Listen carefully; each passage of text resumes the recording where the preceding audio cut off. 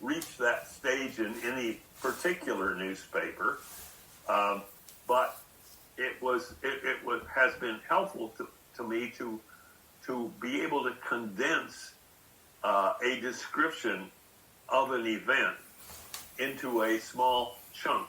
And this is a visual verbal chunk, by the way, because the newspaper framework for the headline is a visual aspect of it, as well as the at least the date. The date could be put down to the minute that it happened, but generally I found in a mural of this size, the year was good enough. Also, there, as you can see, some different kinds of events that we paid attention to and put on the mural. I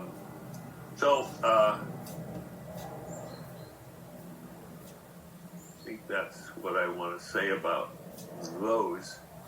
I find it very convenient to summarize history this way, and when we go back and look at the mural again at the end of this presentation, you'll see that we also link them semantically with arrows, or at least with lines. I forget what we did on that. Well, I have to go back and look myself. So that the arrows are the arrows connect them as closely following or even causally happening. There were yellow lines and arrows both. Yeah. I've got the real thing behind me, so I keep looking back and forth. Okay. Thank you, Jim.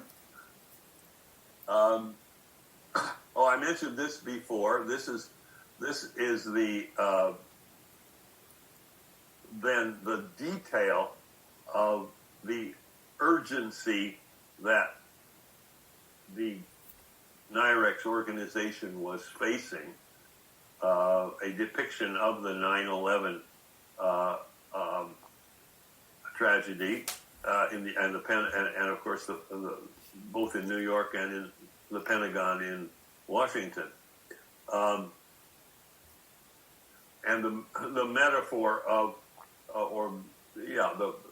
the bright red arrows again to attract the eye to pointing to the decision, Her Majesty's government's decision on how to handle radioactive waste, which is, again, the remit of NIREX. Bob? Yeah. So it seems to me, in terms of supporting making this and also making new, of course we want to make the mural interactive in some way, but also it would probably be useful, and I don't know if you were part of those discussions, it's quite a long time ago, but to record a walkthrough by the author, i.e. you. So when someone has the mural in front of them, they can choose to have you do this guided tour where you will then bring up these kinds of details. So, yes. Thinking of some kind of a trigger for that, right? This has come up a number of times in a number of different contexts. Some people have said that maybe, I didn't know anything about them at the time, but maybe QR, little chunks of QR, which you could put your phone next to and hear me talking about. That area was one way of suggesting. I've never given this kind of presentation before, and I had to make. I've made these separations, these semantic layer separations. That's called what I've just been doing. Haven't done that before, but I did that over the weekend so that I could explain this, or at least begin to explain it to people. You're right. I would hope it would be possible. I hope we're recording this. Are we recording this one?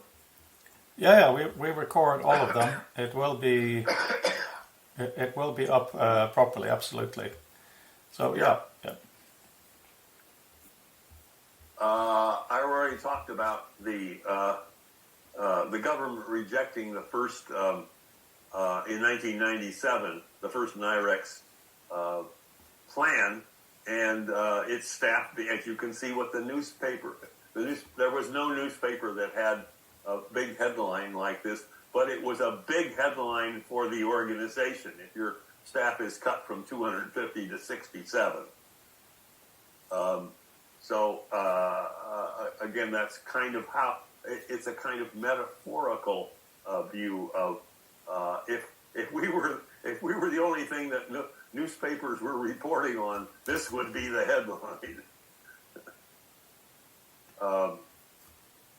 Let's see. I'm trying to go to the. There we go. Oh yeah, and I'll bring you this again.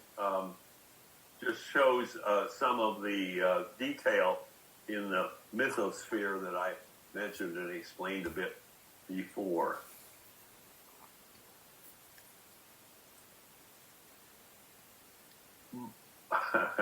By the way, Homer Simpson and Mr. Burns was brought up by one of the staff members in the UK. I had not put that in. Coming from the United States, I had not put that. I had forgotten to put that in, and I didn't know that Homer Simpson and Mr. Burns were actually important people in the UK as well, symbolically.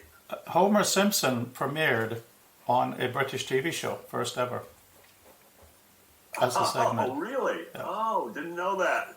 That's the kind of information we need.